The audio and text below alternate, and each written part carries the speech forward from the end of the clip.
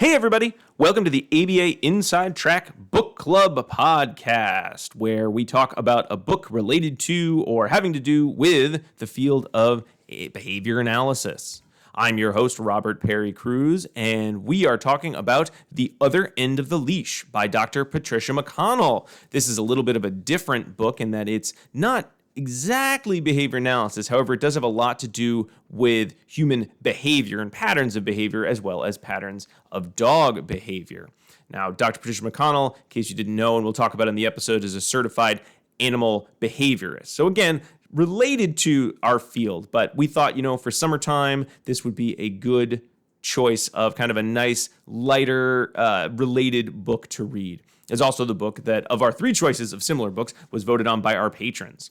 Now, if you're listening to this preview and you are a subscriber, a premium subscriber at our $10 Patreon level, delete this episode. You don't need to hear it. You can just jump right into the full episode, which probably came out at the same time in your Patreon feed, where you can listen to the whole 2-hour discussion with myself, Diana, Jackie, and Alan, talking all about The Other End of the Leash. Now, if you're not subscribed on Patreon or you're subscribed at a lower level, this little preview is just sort of here to give you a sense of what the rest of the episode is going to sound like. You're able to hear a little bit of, our initial thoughts on dogs in general and on the book itself. If you are interested in hearing the whole episode, we would love to have you join us on Patreon. Just go to patreon.com/ABA Inside Track to get access to the full 2-hour podcast, plus access to our other full-length book club episodes. Now, this is also good for 2 CEs as well. So, 2 great reasons. Fun, great discussion episode and 2 CEs for joining us over on Patreon.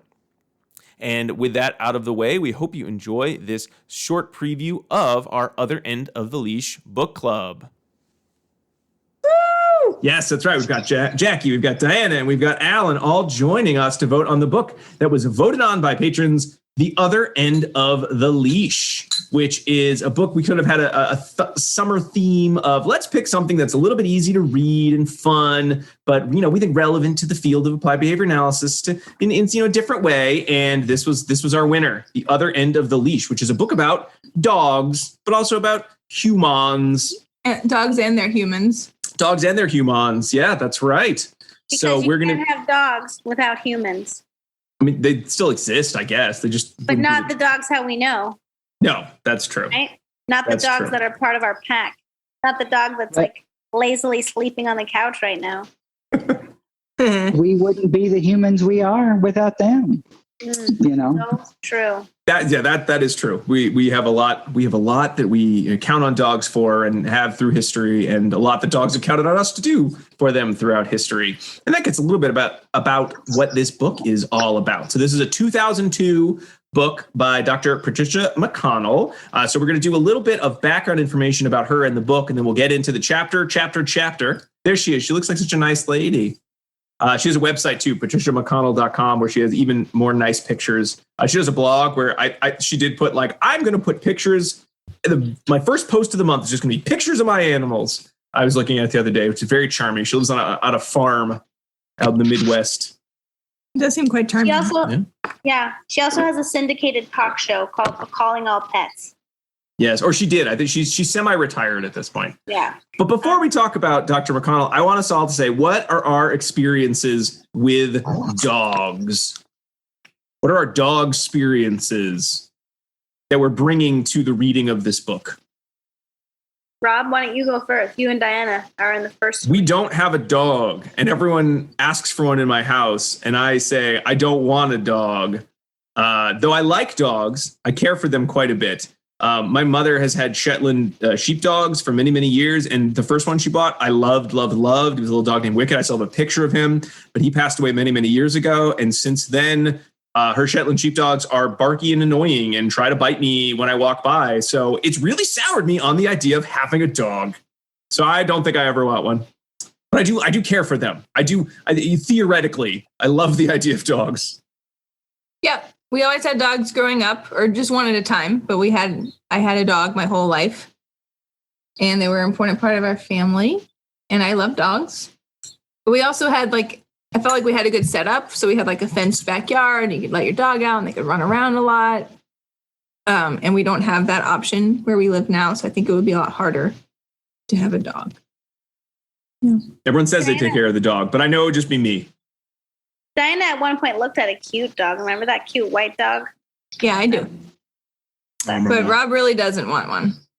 Yeah, you really have to both be on the same page. Yeah, that seems like a bad idea. Like some of us want to. It's like, because the first time it's like, I got to take this dog out. What happened to the dog? Oh, nobody fed it. Rob, why didn't you feed it? Because you said you'd feed it, so I refused.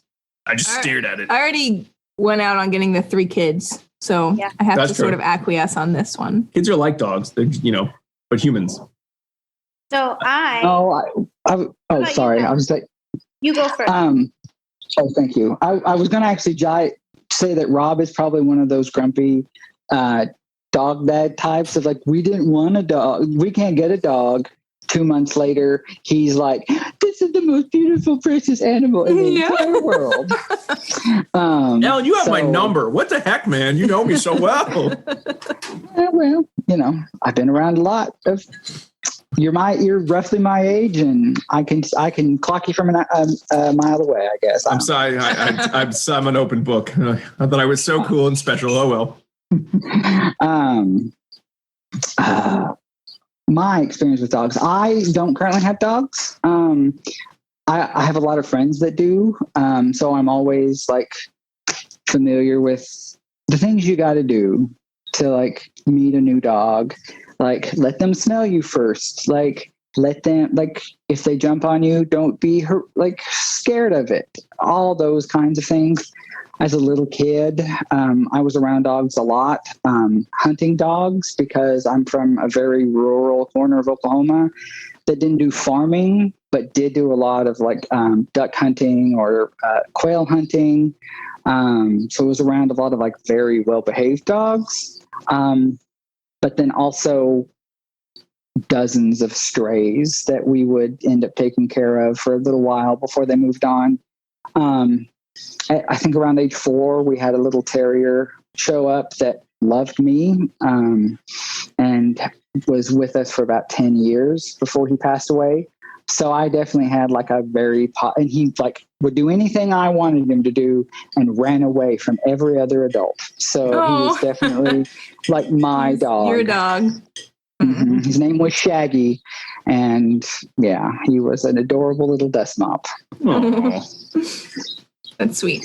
And Jackie hates dogs and doesn't have any dogs and hates this book. So, she's showing us the dog. Aww. So this is my dog. My current dog, isn't that a good picture of her? Mm-hmm. She's an 8-year-old mix. Her name is Lily. She's about 40 pounds. Prior to her, I had a multitude of labs. Labs and golden retrievers have dotted my history from the very beginning. Chico, Whiskey, the Louie, blanking. Yeah, the one named Tuck. My dad currently has one named Timber, who is a gray lab. Fancy. So I've had a lot of dogs. I thought Lily was a black lab. She is a black lab. She's like a mix, though. She's not purebred. Oh, okay. She's probably a mix of 2 black labs. That's how that works. Yeah. And so similar to Diana, my upbringing, we always had at least 1 to 2 dogs in the house, sometimes upwards of 4 dogs at a time. But my house is very conducive for dogs. It's a big, my growing up house, it's a big backyard. My dad hunts birds, and so they were all very well behaved, except for my young child dog who used to chase cars. Would hide and go for the wheels. Ultimately, not his demise, which is right. Good. That's good. And then when I became an adult, I got lucky and had a dog who didn't need any training. Surprisingly, it was the best dog in the whole world. Yeah. His name was Barnaby, right? He was the best dog. Really was the best dog. Never jumped on anyone. I never had to use a leash. It was that kind of dog. Didn't like children, but wouldn't bug. It would just sit by the door when there's children around, right? It'd be like, and then I got Lily, and Lily shattered all of my notions of what a dog was because she was bad. Is that how you came to knowing Patricia McConnell and her work, Jackie, or did you know about her before? Yes, actually, yes. So I thought I was like the S, right, with dogs, and I was like, I'm the best because my dog was the best, but it wasn't me. And then, so when I got Lily, she was a shelter dog, so we got her at 6 months old. She was really sweet for us, but kind of mean over like snuggles and had some leash aggression. And so that is how I found Patricia McConnell's book. I enrolled in dog training, even though I was like, I'm a behavior analyst. At that time, I was like, I should know what to do, but I did not know what to do. Right? And so I was like, I got to get myself a good dog trainer. And so we went to a 16-plus week class. You'll love the class's name. It was called Ruffians. Every time you tell me that story, I'm like, I hate that class so much. Yeah, for dogs that were reactive on leash, and I bought multiple of Patricia McConnell's books to help me, and so that is where I found her, and I'm happy to report that although Lily is not the best dog I've ever had, she is most definitely the sweetest. She's really sweet. She's very sweet. She loves Diana. I didn't realize that she really liked me that much. Yeah. Until you said that the other day. I thought she was just like that with everyone. Nope. It's just you, Dan. All right, so that's kind of what we're bringing to the book. We're all behavior analysts. We all love human behavior, and we all know some amount about dog behavior, but not necessarily everything there is to know. And while you can be an applied behavior an analyst who knows about dogs, just because you're an applied behavior analyst doesn't mean you're an expert in dog behavior. Because as I know, I learned a lot in this book, dogs don't do things quite the same as humans, and not necessarily in ways that one would just naturally predict. I know a lot about human behavior. That doesn't mean you know anything about dog behavior, because so much of it stems from their genetics and their environment and thousands of years of history that we're not going to change just by knowing what to do with the human. And in some actually nice, predictable patterns, though, which I found very interesting about this book. Right. Go do it. Yeah, sorry. One thing I want to bring up is that if you are a behavior analyst, listen to this because you do want to get into dog training. I have some recommendations for you because I went through a behavior analyst midlife crisis at one point, and I was like, maybe I need to be a dog trainer. I love dogs. I should invest the time and do this. And so I reached out to a behavior analyst who was also the director of the MSPCA at Boston. So that's like the Massachusetts Prevention of Cruelty for Animals, where there's like shelter dogs and shelter cats and exotic animals, right? So she's the director of the MSPCA in the dog unit. And so she gave me a good list, a good rundown. Like, if you want to be a behavior analyst that works with dogs, you need to make sure that you're taking classes on what dog behavior is, right? You should find a mentor so that you can follow someone along the dog training path that's aligned with your goals. You should also take every dog training class imaginable so that you can be a participant in part of those dog training classes. You should be volunteering your time at dog shelters or animal shelters to get experience working with animals. And then, and only then, should you then consider taking the coursework that you would need to become a certified dog trainer, because then it shows that you have the knowledge and the background to then move forward. I guess you could do them concurrently or simultaneously, but that'd be hard as like a change career, I think, to do all of that at once. Right. And so she was like, this is what you need to be doing. And I do want to give a shout out to the Dog Behavior Institute, which is 2 behavior analysts that have done this work. Stephanie Phelan and Courant Morgan. They have established a institute where they provide coursework on dog training, as well as assessments and intervention on problem dog behavior. Excellent. All right, so a little bit of background on Patricia McConnell. So she does have a PhD in zoology. She became a certified applied animal behaviorist. She taught for many, many years as a professor in zoology at University of Wisconsin-Madison. teaching about biology and philosophy of human and animal relationships. She's been writing for many, many years. She lives on a farm, as she brings up many, many times in the book. She also brings up many, many times that she is a doctor, and she has a certified applied animal behaviorist, which again, I would probably share a lot too if I were writing a book about dogs and I didn't want everyone to think this is just an average dog training book by somebody who's owned a lot of dogs. I would want my audience to understand, like, I'm coming from a place of serious, rigorous research and work, not just like, oh, I've always had dogs in my family and I just know these things, you know? She's done, consulting for dogs. Like Jackie said, she's had a public radio show for many years called Calling All Pets.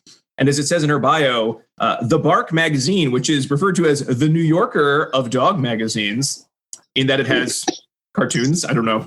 I don't get that one. As she wrote a behavior column there. So she does a lot of talks. The erudite dog owner. Oh, okay. For the smart dog owner. She does a lot of talks on dogs. She's been writing about dogs for a long time. The other end of the leash, I think, is one of maybe two books that sort of is a little bit more general about dog behavior. A lot of the other books she's written are specifically about, here is how you would train this skill, or here is how you would work with a dog on this, set of skills or these behaviors. So sort of like a much more dog training manuals. Whereas I think this book is not exactly I didn't read it as a dog training manual, though I did learn a lot of interesting facts that I was like, I bet this would be a great accompaniment to my understanding of dog training, but it is not a dog trainer book. So like, if you're like, oh, I want to read that book and I'm going to learn how to train my dog, you're going to be really disappointed because it is not like a how to raise a dog. It is not. She has a lot of books that are how to raise a dog. She even has an entire book package that's like 10 different books. Jackie was hovering over the buy it now button right before we started recording. And I clicked it. So full disclosure, Jackie is in the Patricia McConnell camp. Super fan. The fan club, the super fan. Heart eyes, heart eyes, heart eyes. There's a talk that Dr. McConnell has done called Both Ends of the Leash. I saw on her website, in which I think she goes into more detail about this book and sort of how you can use some of the processes and patterns of behavior that she discusses in the book. I like to do with book clubs. What I like to do is I always like to look and see what information do I have about the book or what's out there on the internet. And this is an older book, so there's not as much. But any dog blog I found was like, this book is the best. I love it. I learned so much about dogs. But again, you're writing a dog blog. You're probably going to be happy about a new dog book, especially one that's written from a more scientific background. Excuse me. Looking on Amazon, the book has a 4.7 because we know those Amazon reviews mean a lot. Most people really, really enjoyed it. Really, the only negative criticisms I found is some people were like, "Why she keep telling me she's animal behaviorist? Like, why she keep telling me she's a doctor? I'm a smart person too."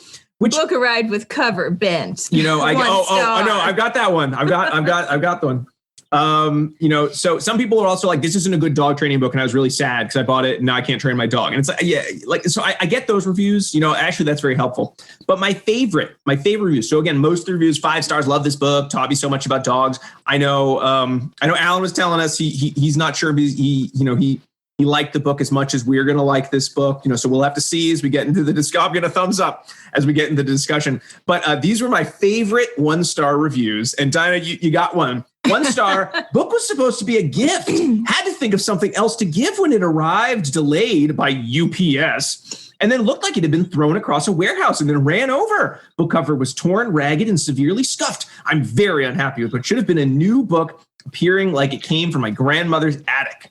So, if you are the kind of person that only rates books based on how other people's shipments of them have arrived, you will hate this book and you'll have a bad time listening to the rest of this podcast. But if you care more about content, I think most people, enjoyed the book. Although there was one other review, which I take umbrage at, and reading my notes again today, really felt like this person did not read this book thoroughly. This was the other 1-star review. All caps, because they are pissed. Bad advice. Author seems to feel that animals owe people some sort of debt of obedience that must be extracted at all costs. Shame on her. Which I have no idea at all. I feel like that was the exact opposite. I mean, to me, the crux of this book was the idea that dogs are not people. Dogs are their own organisms. And while we are able as humans to live very well with dogs, they deserve much more respect than we give them. They're not our toys or our individual items that just should do what we want them to do because we're engaging in primate behavior and they have to follow that. I really don't think at all it was about obedience or a dog should do what we tell them to do, or we shouldn't respect dogs as their own individual organism at all. So, I mean, did anyone else, when you hear that review, does anyone else feel like this person is on something, or are they a not so person who leaves a 1-star review on Amazon? Well, that's rude, Rob, what you just said. Are they a person who left a bad review on Amazon that is I not don't think informative? that they maybe read the book all the way through or thoroughly, because I just didn't get that feeling. No, I think in the later chapters, to be honest, it's the exact opposite, right? Yeah. They're like, your dog may rule your roost, and you've set up the contingencies for that, right? Yeah, I mean, that's why it's called The Other End of the Leash, because it has to do with how humans respond to dogs. To animals, Yeah. And my only thought is if the person had a very strong bias against the way that dog ownership in modern society looks like, generally, and, in a very extreme animal rights kind of idea of that we shouldn't own pets because they're independent entities, you're going to have problems with like fundamental assumptions that like our relationship with dogs and how we shape their behavior is good for us and them. You're going to have that kind of criticism. I don't agree with that criticism or share those views, but I could, that's the only thing I could say. If someone had very strong bias coming in, there's nothing about this book that is going to redeem itself to them because they're just against the idea of the human dog relationship. Right. All right. So now that we got some great reviews out of the way, let's move into our own thoughts on the book. Our book arrived in pristine condition, 5 stars. And that's it, everyone. That's the podcast. We all had great shipping. Didn't even crack the cover to write that review. I bought my book at the bookstore. I bought it so long ago. Wow. Jackie, what's a bookstore? I've never heard of such a thing. How quaint. In the ruins of an old civilization, you found this book? Do you know what one thing I love about the book? What? As we move into the introduction, you got it at the library. As we move into the introduction point pieces, I love the real life stories that she provides. I think that really helps and brings together the chapter, right? She's not just like, She's like, here are my 4 dogs. Well, 3 or 4 at times, right? Here are some dogs that I worked with. I love that she said that she had to change the dogs and the owners' names to protect confidentiality. Right. Did you change the dog name too? Probably, right? She's like, this may You should.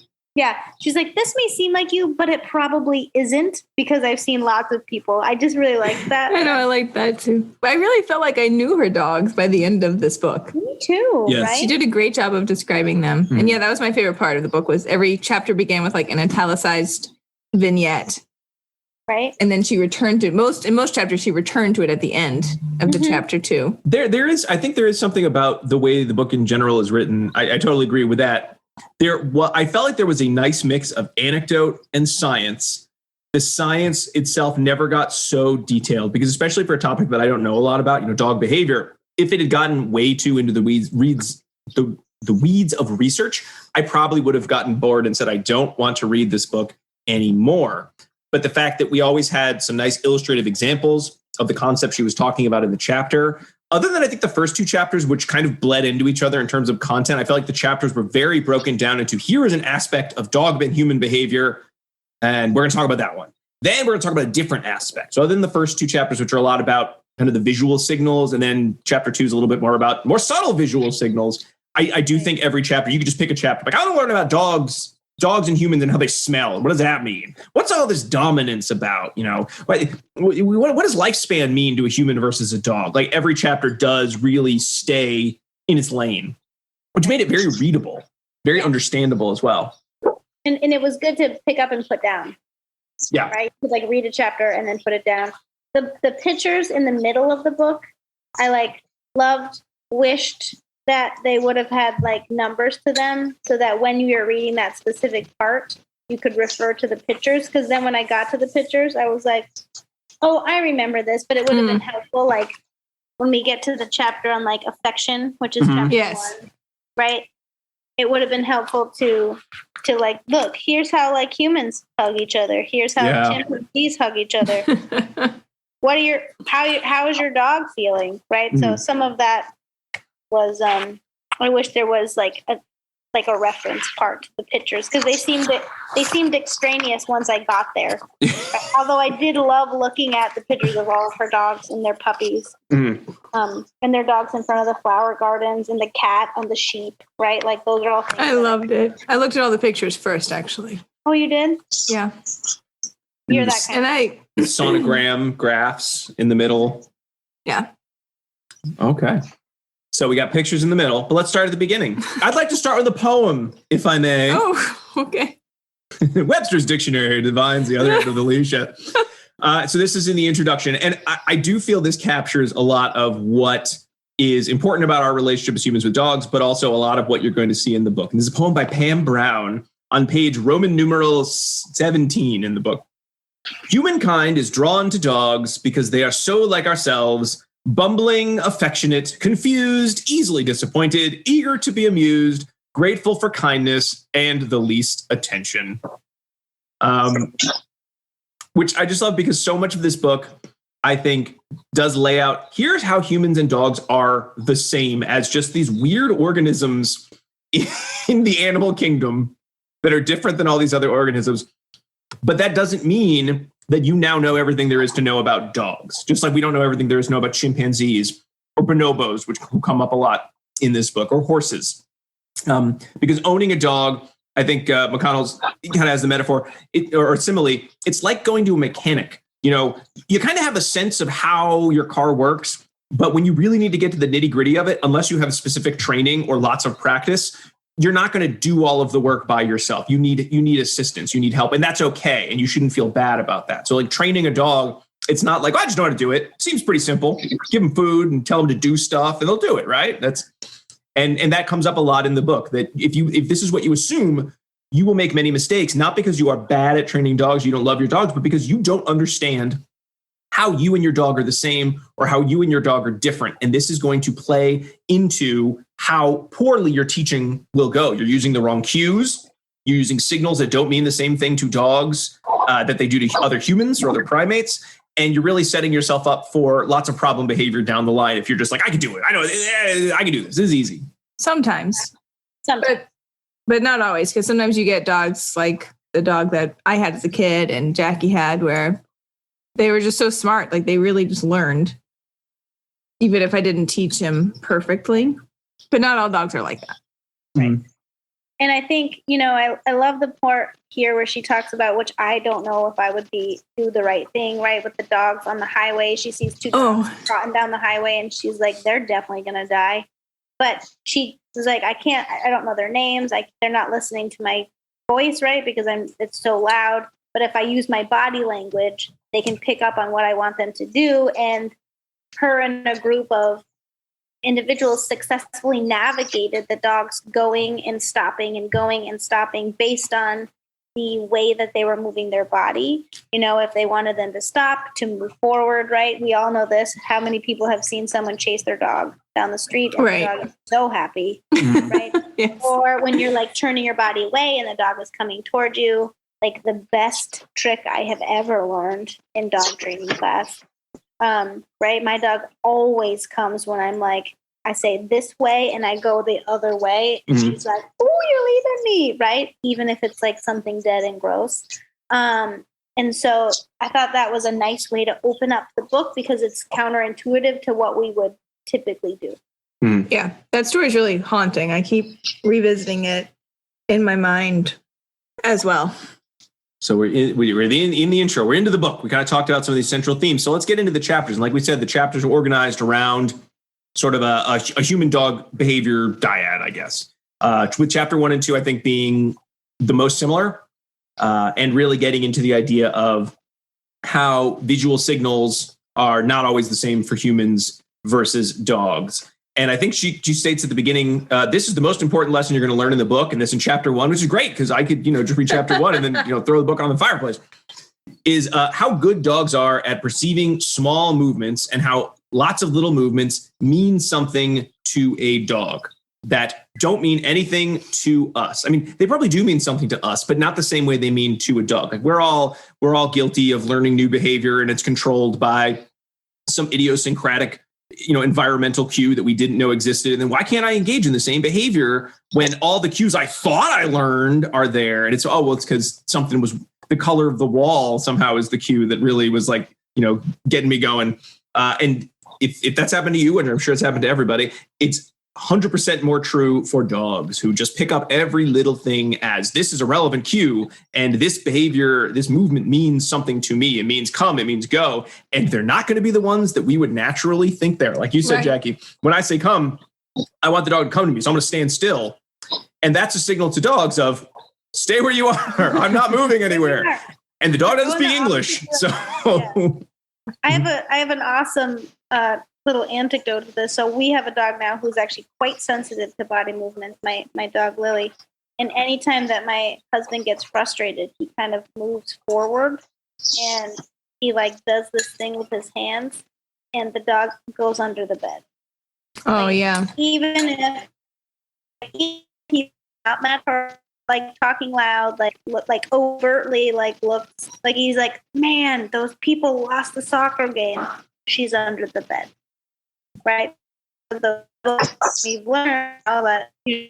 When he's feeling that way, he has to lean back. Mm-hmm. I really liked the book. I just wanted to be very careful about what lessons I drew from it, and I think she does a marvelous job of demonstrating that her responsibility as a behaviorist, as a dog trainer, is to be in control of her behavior first and foremost. And I think in this opening anecdote about this Mastiff, that she's very 200 pounds. There's a lot of aggressive behavior involved. It's very hard to control for, and she accidentally makes eye contact in a situation that it was unavoidable unless she was 100% on top of herself, which is impossible. And not a moment of it involves it being the Mastiff's fault. Right. It's unfortunate. These things are hard to control for, and we're just going to move on from it. Mm-hmm. Because I think if there's anything in our field that can be difficult, it's that as behaviorists, we cannot control everything all the time. And the number one thing we can do working as behavior interventionists is control our response. Mm-hmm. And and the judgments we make about whether we're working with clients or just in any situation in our lives, I can't control what my partner is going to do, what my dog's going to do, what my client's going to do. I have to control what my response is and what my response to my fear or my frustration is. So I really enjoyed that. I think the other, just because I have a quiet moment, thing that I wish she would have talked more about, because it's just my shtick.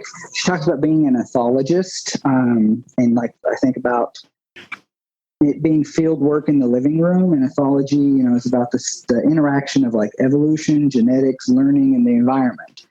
And I don't know if you guys know this, but I know that ethology is what led Bowlby and Ainsley, or the people that did attachment theory, mm-hmm. and a lot of things that informed parent-child interaction therapy. And it sort of started to trickle in to our field in terms of there are nonverbal communication cues and reinforcement with parent-child interactions that we need to be aware of and to make our programming better.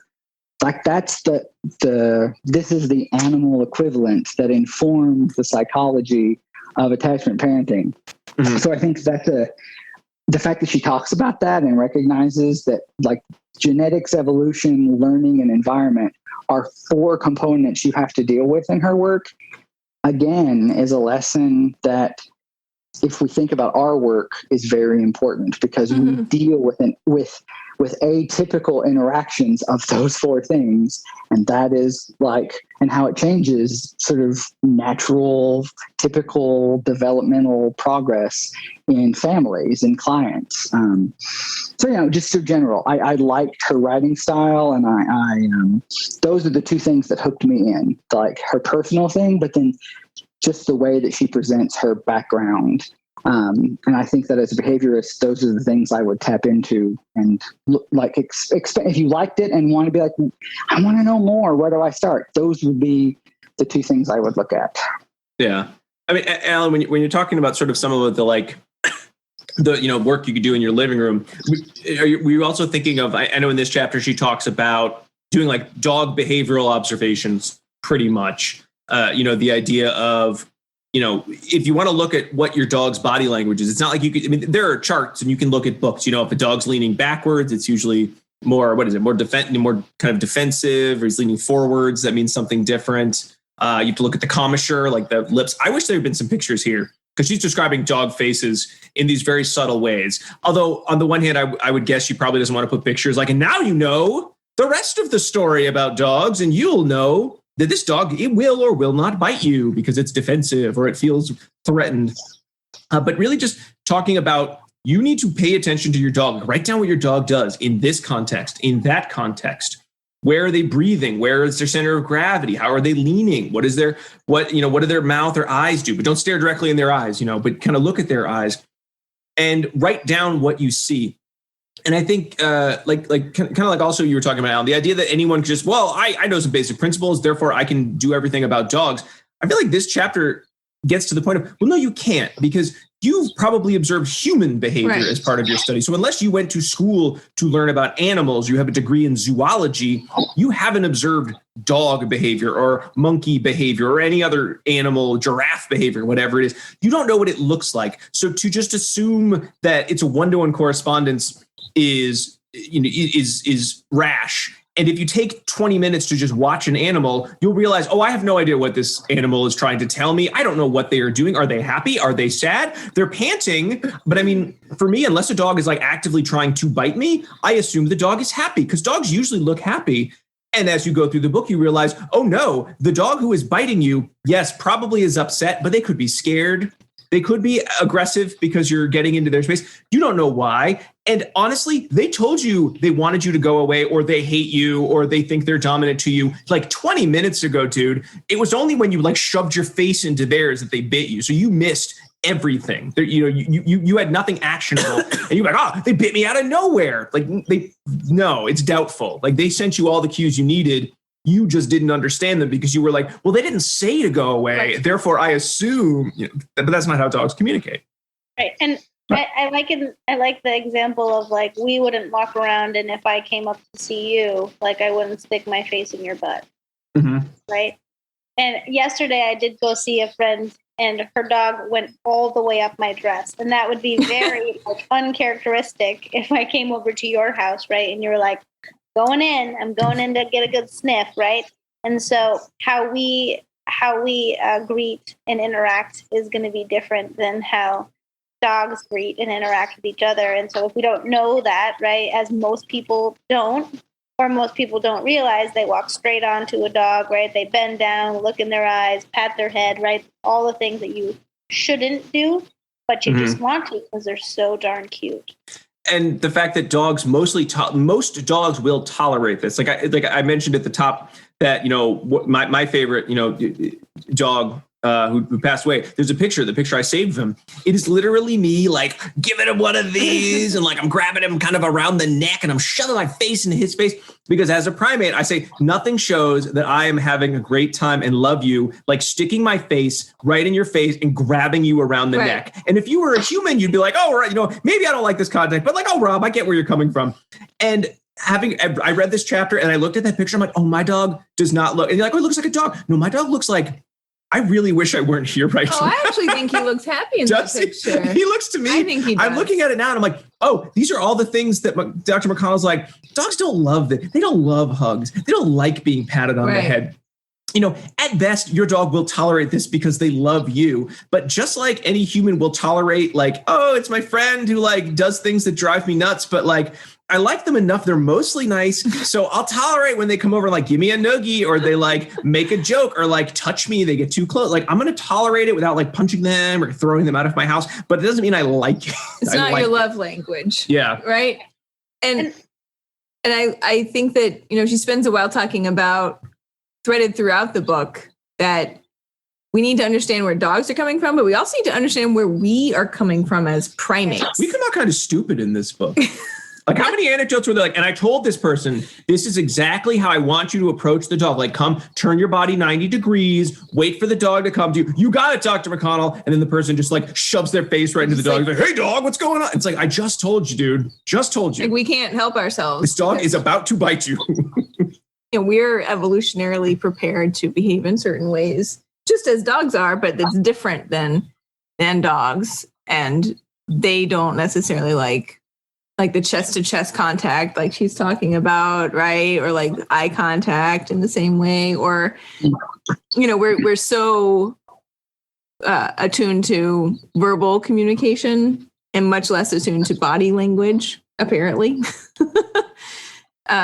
That puts us at a disadvantage of talking with dogs and then with us. How much time do we spend teaching everyone eye contact? Super important. You got to look at everyone in the eye. If you're like, oh, I assume my skills as someone who works with, maybe autistic individuals working on eye contact, or, I assume the dogs will be the same, right? Teach eye contact. It's very important. Like, if you teach a dog to stare you at the eye, or you're just constantly looking at a dog in the eye, they're going to eventually get upset, especially if they're a dog who they doesn't know you, or a dog who's coming to you because they're like, oh, you're a behavior analyst. My dog's very aggressive. Well, let me teach you eye contact. Let me look at him straight in the eye and let him know who's boss. That's where you're going to find problems, because the dog doesn't think of eye contact the way we think of eye contact. It's not a sign of respect or communication. So I want to say that, like, this kind of hug is not the arms around the neck hug is not welcome in dogs, but dogs do hug in their own way. Like, my dog, when she wants some like back scratches, right, will sit and like get herself in there, and she'll like put her head right underneath my neck, and I'm like just sitting there, and she's like, this is what I want, but only when she wants it, right? Like, I can't maneuver her into that position, so it's like on her terms, right? So if I try to like get her in there, her whole body stiffens, right, and she tries to back away. But on her terms, she'll go in for a good hug, but not like, I don't put my arms around her. Then I just give her some scratch. And when you want to make her hug you, Jackie, you stare her right in the face and like stick your hand like right towards her mouth, like put humans do. Right up here, right on my shoulders, and make her look right at my face. One of my favorite sentences in this chapter is if humans are a bit slow about responding to the visual signals that dogs send, we're downright dense about the ones we generate ourselves. Right. And that just connects to like things like eye contact. Even in like other primates, eye contact is like aggressive in a way that it's only for humans. That eye contact is in some chimps. In some chimps, but generally in the animal kingdom, especially mammals and primates, even eye contact is not a signal. And we, being social and wanting to be social with our dogs, engage in it. Yep. Really strong. And that's a signal that a dog has to learn to tolerate. For us, they're going to get it inconsistently. It's like, oh, I don't look at my dog like in the eye because they are comfortable with it. But there's hundreds of people out there that are going to make eye contact with your dog. Right. So like, it's very, very important. And it's one of those places where, like as a society, we talk about like dogs sharing our spaces safely. That's where a lot of the problems come from, is that people not only engage in a lot of random behavior that a dog might not be comfortable with, but then the way that they respond to the dog walking up then is 10 times more aggressive or problematic.